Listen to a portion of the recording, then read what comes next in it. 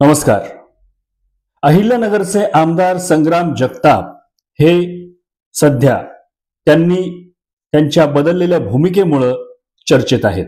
आपली हिंदुत्ववादी भूमिका स्पष्ट करताना त्यांनी विशिष्ट समाजावर अतिशय उघडपणे भडक वक्तव्य केले आहेत। आमदार जगताप यांनी बदललेल्या या भूमिकेचं नगरकरांमध्ये दबक्या आवाजात चर्चाही सुरू आहे। त्याचबरोबर हिंदुत्ववादी संघटना कार्यकर्ते यांनी त्यांना मनापासून साथही दिलेली दिसते आहे। आमदार जगताप हे राष्ट्रवादी काँग्रेस अजित पवार गटाचे आमदार आहेत आणि याच संदर्भात जेव्हा पत्रकारांनी अजित पवार यांना घेरलं आणि जगताप यांच्या भूमिकेबद्दल स्पष्ट विचारलं, तेव्हा अजित पवार यांनी आमदार संग्राम जगताप यांनी घेतलेली भूमिका ही पक्षाच्या ध्येय धोरणाशी सुसंगत नाही असं स्पष्ट केलंय आणि आपण त्यांच्याशी या विषयावर नक्कीच बोलणार आहोत असंही सांगितलेलं आहे।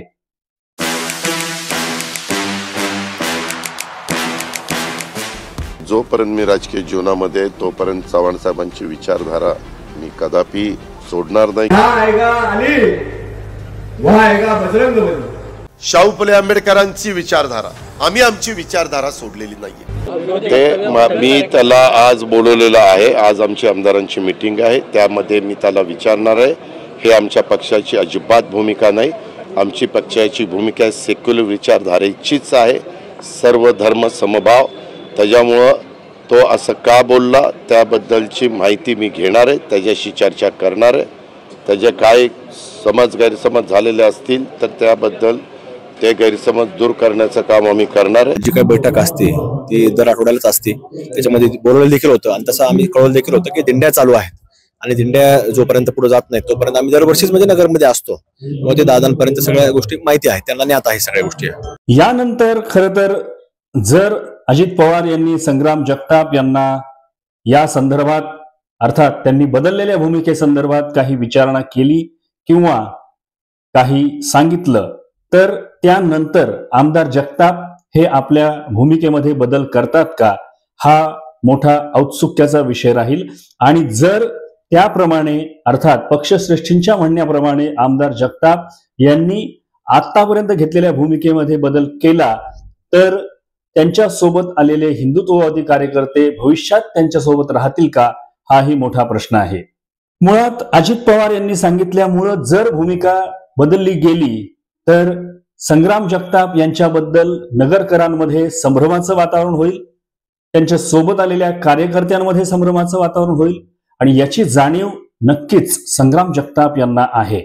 त्यामुळेच कदाचित अजित पवार यांचा सल्ला जगताप किती मनावर घेतात किंवा काही वेगळी वाट निवडतात का, हे पाहणंही महत्वाचं ठरणार आहे। काही दिवसांपूर्वी राष्ट्रवादीचे ज्येष्ठ नेते शरद पवार यांनी एकेकाळी संग्राम जगताप यांच्या खूप जवळचे असलेले आणि आता काहीसे दुरावलेले अफजल शेख यांच्या निवासस्थानी शरद पवार यांनी भेट दिली आणि अनेकांच्या भुवया उंचावल्या। अर्थात त्यामागे कारणही तशीच आहेत। जर अफजल शेख हे भविष्यात राजकारणात सक्रिय झाले तर नगरच्या राजकारणावर त्याचा कितपत परिणाम होतो हेही पाहणं महत्वाचं ठरेल। एकूणच नगरची परिस्थिती सध्या अशी आहे किंवा संग्राम जगताप यांची भूमिका अशी आहे की भविष्यातील त्यांची वाटचाल ही नक्की कोणत्या मार्गाने जाणार याबद्दल अजूनही संभ्रम आहेच। कारण अजित पवार यांनी केलेलं वक्तव्य हे महत्वाचं आहे आणि जर अजित पवार यांचा सल्ला मानायचा ठरला तर संग्राम जगताप यांनी सध्या घेतलेली भूमिका ही त्यांना सोडावी लागेल आणि जर अजित पवार यांचाही सल्ला मानला गेला नाही तर निश्चितच भविष्यात संग्राम जगताप हे वेगळी वाट निवडतात का, हे पाहणं औत्सुक्याचं ठरणार आहे। तुर्तास इथंच थांबूया आणि आमदार संग्राम भैया जगताप यांच्या भविष्यातल्या वाटचालीकडे आपण लक्ष ठेवून राहूया। चला परत भेटा नगरी नगरी यूट्यूब चॅनल शेअर करा, सबस्क्राइब करा, डोकं खाजवा, घंटी वाजवा, लाईक करा, पुढे पाठवा, कधी भी बघा आपल्या हक्काचं चॅनल नगरी नगरी यूट्यूब चॅनल। पांढऱ्याचे पांढरे, काळ्याचे काळे करत राहणार किरण ढाळे।